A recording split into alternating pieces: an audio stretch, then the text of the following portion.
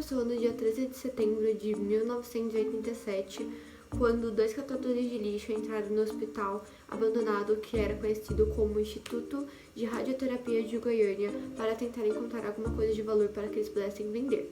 Aí eles encontraram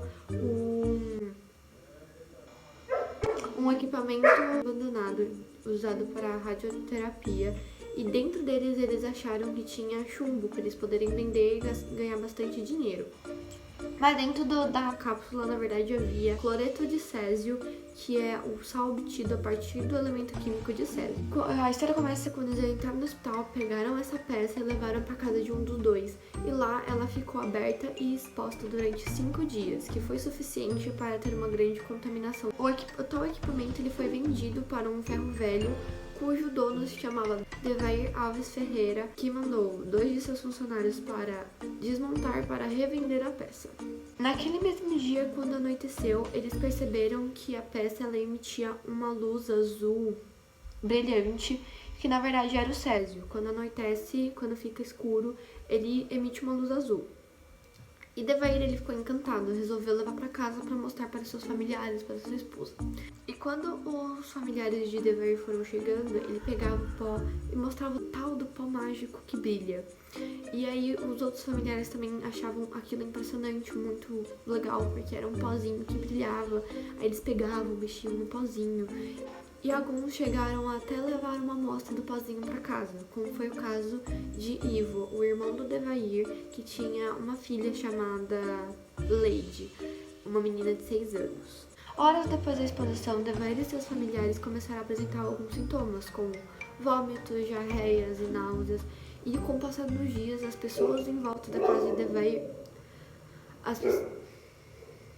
As pessoas em volta da casa de Devair também começaram a apresentar alguns sintomas e também passaram muito mal. E assim, com essa falta de informação e essa inocência, 3 depósitos foram contaminados, um terreno e diversas casas e comércios em volta daquela região também ficaram contaminados, como lojas e supermercados. As pessoas que apresentaram sintomas foram ao médico e no começo eles não sabiam o que eram, nem o médico sabia o que estava acontecendo. Chegaram a pensar que era uma doença muito contagiosa e desconhecida. Foi quando a Maria Gabriela, que era a esposa de Devair, ela percebeu que todo mundo começou a adoecer depois que aquela peça esquisita chegou.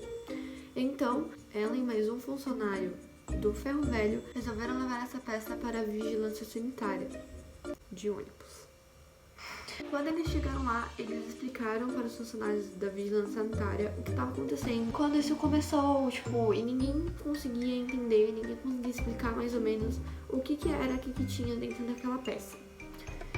Com muito descaso, eles deixaram a peça em cima de uma cadeira exposta em um pátio onde os outros funcionários comiam, os outros funcionários ficavam ali. Isso expôs esses funcionários aos demais perigos do césio. A peça só foi ser realmente analisada 2 dias depois, quando eles perceberam que ela era muito semelhante a uma peça de um aparelho de radioterapia.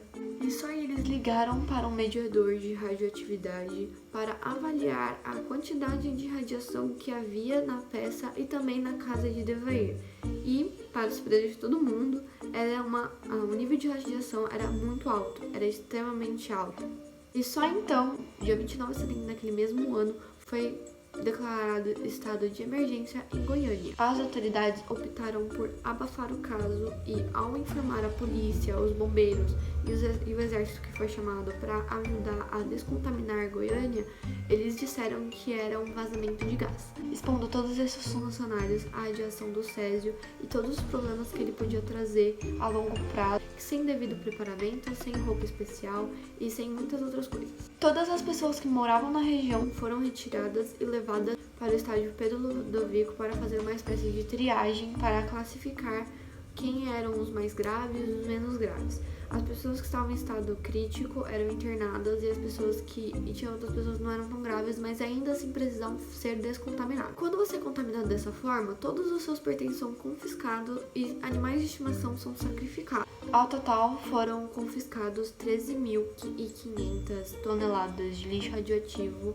Dentre esse lixo radioativo estão inclusos móveis, brinquedos, roupas e todos os pertences dessas pessoas que foram contaminadas. Esse lixo radioativo hoje em dia está num depósito subterrâneo de Abadia, em Goiás, a cerca de 20 quilômetros do centro de Goiânia.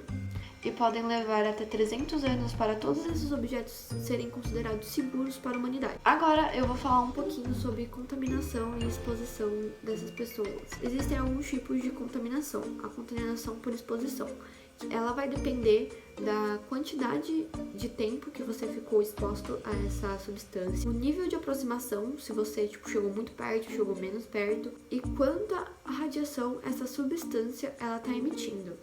Agora, para uma pessoa se tornar radioativa e contaminar outras pessoas à sua volta, a situação é um pouco diferente. É necessária a exposição direta à substância, como por exemplo, você pegar o césio, o pozinho do césio e passar sobre a sua pele. Assim você tem contato direto com a radiação. E nesses casos, a solução é você lavar bem a área que foi encostada com o césio, lavar bem até todo o césio sair. Mas também existem casos de contaminação quando você ingere ou quando você respira a substância. Foi o caso da menina Lady, que brincou com o pó. Nesses casos é necessário ser levado ao hospital para tomar um remédio para tirar todo o césio dentro do seu organismo, mas isso pode levar muitos meses.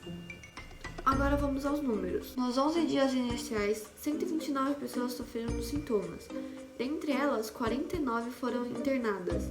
E dessas 49, 21 foram internadas em estado crítico. 4 delas morreram alguns dias depois.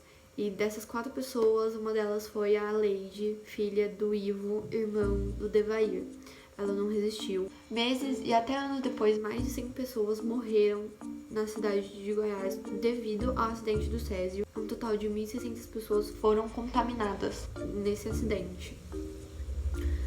Com o decorrer dos anos, muitas pessoas da região desenvolveram câncer e isso tudo foi considerado também culpa do acidente. Agora eu vou falar também um pouquinho de como descartar da forma certa esse tipo de resíduo. Por emitir uma grande carga de radiação, o armazenamento do resíduo radioativo deve ser muito cauteloso.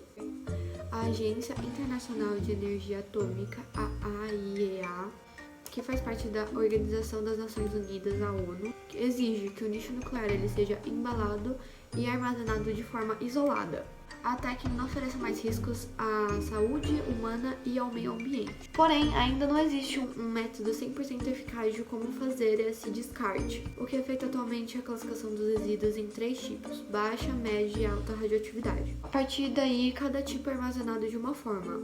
Os lixos de nível baixo e médio, eles são armazenados dentro de tambores ou tonéis lacrados ou tanques de aço inoxidável revestidos de concreto. Nesses locais, o lixo nuclear ele deve ficar isolado entre os períodos de 50 a 300 anos. Por sua vez, os resíduos de alta radioatividade devem ser colocados em piscinas de resfriamento juntos aos reatores dessas usinas. Em seguida, toda essa estrutura ela é cercada por barreiras de aço, chumbo e concreto. E nesse caso, o lixo deve ficar isolado por tempo indeterminado.